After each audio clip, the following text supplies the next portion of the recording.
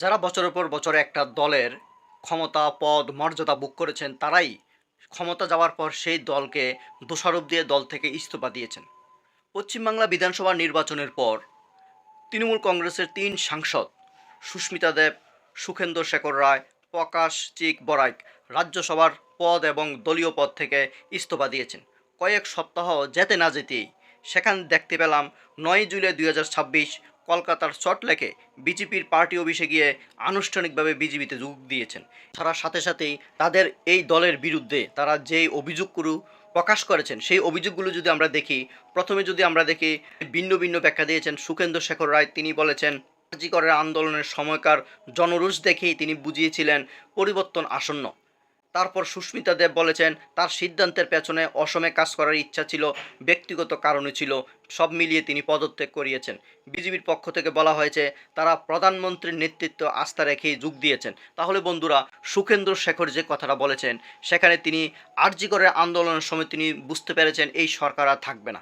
এই থাকা অবস্থায় তিনি যখন বুঝতে পেরেছেন তখন থেকে তিনি তার মাইন্ড সেট আপ করে নিয়েছেন। তিনি কয়েক ঘন্টা পরেই কিন্তু আমরা শুনতে পাই তাদেরকে রাজ্যসভার আবার তাদের বিজেপির পক্ষ থেকে মনোনীত করা হয়েছে।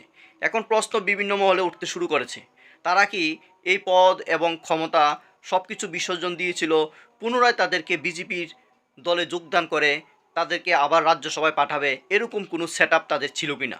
যদি এরকম সেট আপ না থাকে তাহলে বন্ধুরা, কেন একটা দল ক্ষমতায় পরাজিত হওয়ার পর তারা আবার কিছুদিন অপেক্ষা করে নতুন একটা দলে যোগদান করে সেই দলের থেকে আবার মনোনীত হয়ে রাজ্যসভার সাংসদ হতে যাচ্ছেন? নির্বাচনে পরাজয়ের পর যদি তাদের আদর্শ পরিবর্তন নাকি ক্ষমতার সমীকরণ ধরে রাখার জন্য তাদের এই সমস্ত সিদ্ধান্ত, এই প্রশ্নগুলো কিন্তু এখন রাজনৈতিক ময়দানে বিশেষভাবে দেখা যাচ্ছে।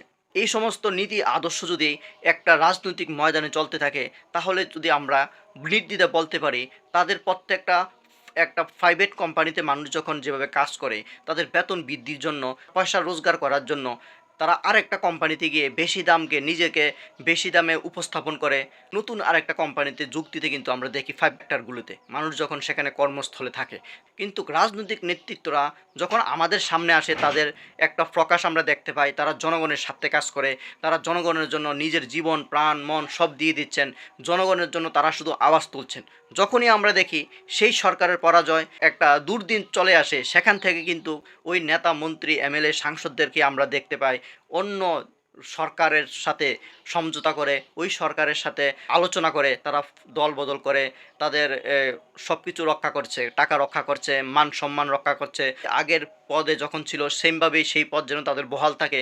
তারা কিন্তু নিজের স্বার্থ বজায় রাখার জন্য তারা এই নীতি আদর্শ কিন্তু রাজনীতির ময়দানে দেখা যায়। কিন্তু এখন সবচেয়ে বড় প্রশ্ন হলো, তারা যে রাজ্যসভার সাংসদ হলো, তারা যে রাজ্যসভার সাংসদ হয়ে গেছেন, তারা কি জনগণকে স্বার্থ রক্ষার জন্য গেছেন নাকি নিজের ব্যক্তি স্বার্থ রক্ষার জন্য তারা সেই দলে যোগদান করে আবার সাংসদ হওয়ার জন্য মনোনীত পেয়েছেন? প্রশ্নটা কিন্তু থেকে গেল বন্ধুরা। আগামী দিনে আমরা দেখতে পাবো তারা কাদের স্বার্থে কাজ করে, কি জনগণের স্বার্থে কাজ করছে নাকি নিজের আত্মসম্মান, নিজের অর্থনৈতিক বৃদ্ধি এগুলো টিকিয়ে রাখার জন্য নতুন দলে যোগদান করছে, সেটা সময়ই প্রকাশ পাবে।